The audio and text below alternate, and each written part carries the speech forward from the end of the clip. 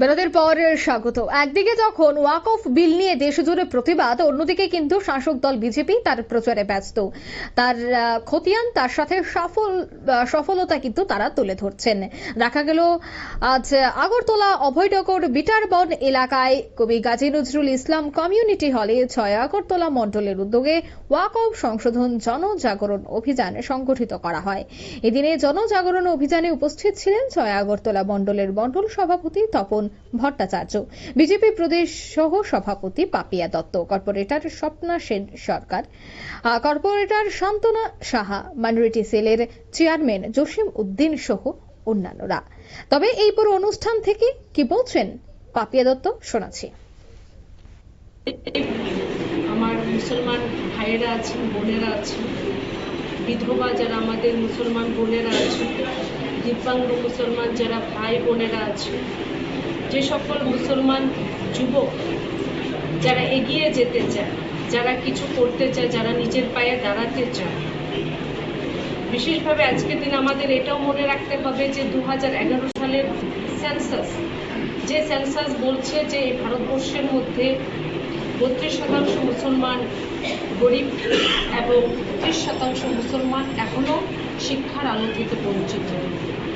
এই সকল বিষয়কে মাথায় রেখে, যেহেতু আমাদের ভারতবর্ষের প্রধানমন্ত্রীজির একটি স্বপ্ন, একটি লক্ষ্য যে সবকা সাথ সবকা বিকাশ, অর্থাৎ সবাইকে বিকাশের মূল ধারার সঙ্গে যুক্ত করা, এই লক্ষ্যকে সামনে রেখে যখন উনি ভাবলেন, চিন্তা করলেন যে ভারতবর্ষের প্রত্যেক মুসলিমদের, বিশেষ করে গরিব যারা আছেন, এখনো শিক্ষার আলো থেকে যারা বঞ্চিত, তাদেরকে বিকাশের মূল জায়গায় নিয়ে আসতে হবে, একটি সিদ্ধান্ত নেওয়া হলো। সেটা হলো ওয়াকফ অ্যামেন্ডমেন্টের যেটা সংশোধন।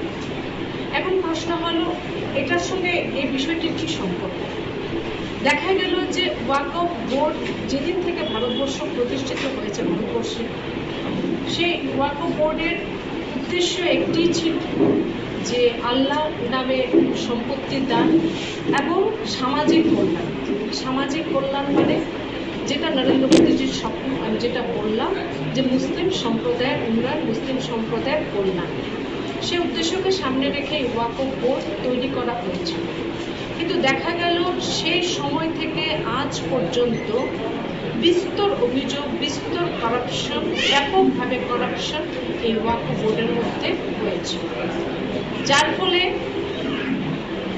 যাদের জন্য এই ওয়াকফ বোর্ড তৈরি করা হয়েছিল, যাদের কল্যাণের জন্য, যাদের মঙ্গলের জন্য, তারা এই ওয়াকফ বোর্ডের সুবিধে থেকে ভারতবর্ষের যে মুসলিম যে সমাজ, সেই ওয়াকফ বোর্ডের সুবিধে থেকে তারা বঞ্চিত।